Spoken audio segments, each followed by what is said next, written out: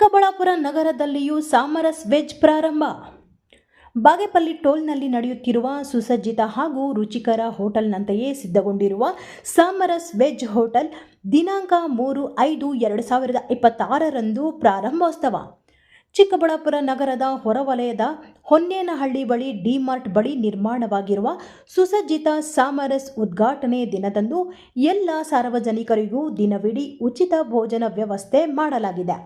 ಸಾಮಾನ್ಯ ಜನರ ಕೈಗೆಟುಕುವ ಬೆಲೆಯಲ್ಲಿ ನಿರ್ಮಾಣವಾಗಿರುವಂತಹ ಹೋಟೆಲ್ ಉದ್ಘಾಟನೆ ಕಾರ್ಯಕ್ರಮಕ್ಕೆ ಎಲ್ಲರಿಗೂ ಸ್ವಾಗತ ಸುಸ್ವಾಗತ.